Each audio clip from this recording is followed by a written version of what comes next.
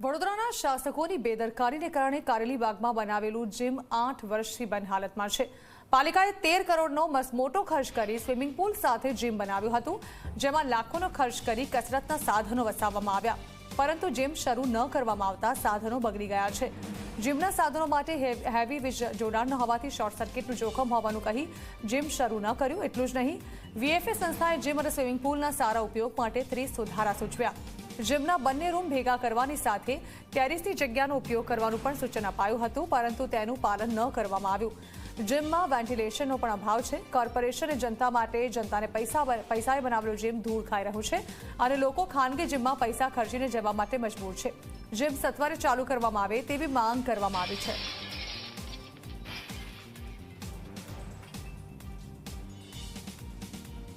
વડોદરા શહેરના લોકો તંદુરસ્ત રહી શકે તે માટે કોર્પોરેશને કારેલીબાગ વિસ્તારમાં 8 વર્ષ પૂર્વે જીમ બનાવ્યું હતું। તે જીમ 8 વર્ષ બાદ પણ બંધ છે અને પોતે તંદુરસ્તી ઝંખી રહ્યું છે।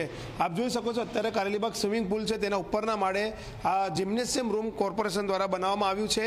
તે જીમ 8 વર્ષથી બંધ હોવાના કારણે તેના તમામ સાધનો ધૂળ ખાઈ રહ્યા છે અને 8 વર્ષથી જીમને ચાલુ જ કરવામાં નથી આવ્યું। લાખો રૂપિયાના ખર્ચે આ સાધનો કોર્પોરેશન અધિકારીઓ દ્વારા લાવવામાં આવ્યા હતા, પરંતુ કહી શકાય કે અધિકારીઓની અનાવડત અને શાસકોની ઈચ્છા શક્તિના અભાવના કારણે આ જે જીમ છે તે શરૂ નથી થઈ શક્યું। તમામ સાધનો જે છે તે ધૂળ ખાઈને ખરાબ થઈ ગયા છે। તમામ સાધનોની જે વોરંટી પીરિયડ છે તે પણ પૂરો થઈ ગયો છે।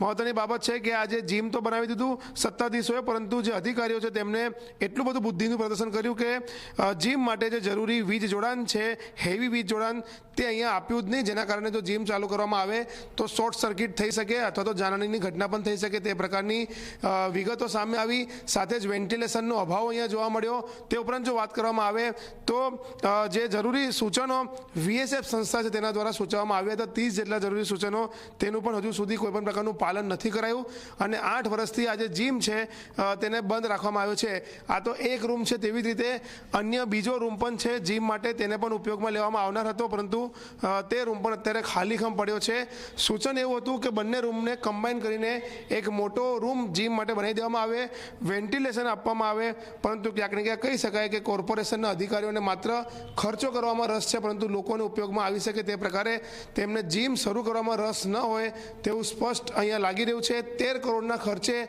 કારેલીબાગ સ્વિમિંગ પુલ અને આ જે જીમ છે તેનું નિર્માણ કરવામાં આવ્યું હતું, પરંતુ સ્વિમિંગ પુલ તો ચાલુ થઈ ગયું, પરંતુ 8 વર્ષથી જે જીમ ચાલુ થવું જોઈએ તે ચાલુ નથી થઈ શક્યું, જેના કારણે આસપાસના વિસ્તારના નાગરિકોને પ્રાઇવેટ જીમમાં જવું પડી રહ્યું છે, પૈસા ખર્ચવા પડી રહ્યા છે અને સાધનો હોવા છતાં પણ તેઓ કોર્પોરેશન સંચાલિત જીમનો ઉપયોગ કરવાથી વંચિત રહી રહ્યા છે।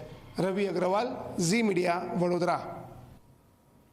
સ્વિમિંગ પુલ ચાલુ છે, પરંતુ છેલ્લા જીમ 8 વર્ષથી બંધ છે। આ જીમમાં જે સાધનો છે એ સાધનો પણ વીજ કનેક્શનવાળા હોવાથી બગડી ગયા છે।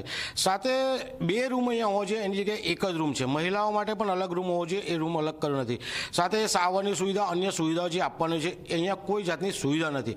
મહત્વનો મુદ્દો એ છે કે આ જીમ જ્યારે ચાલુ કરવાનું ત્યારે હેવી વીજ જોડાણ અહીંયા જોઈએ। જો 8 વર્ષથી હેવી વીજ જોડાણ મેળવી શક્યા નથી, એટલે 8 વર્ષથી વડોદરા શહેરની જનતાએ જે વેરો ભર્યો છે, વેરાના વળતર રૂપે અત્યારે શિયાળો છે, લોકો એક્સરસાઇઝ કરવા આવતા હોય છે, બહાર જતા હોય છે, તો આ જીમ ચાલુ કરે તો લોકોને પોતાના આરોગ્ય પ્રત્યે અહીંયા આવી શકે છે, પરંતુ વડોદરા મહાનગરપાલિકાની ઘોર બેદરકારીના કારણે આ જીમ છેલ્લા 8 વર્ષથી બંધ છે।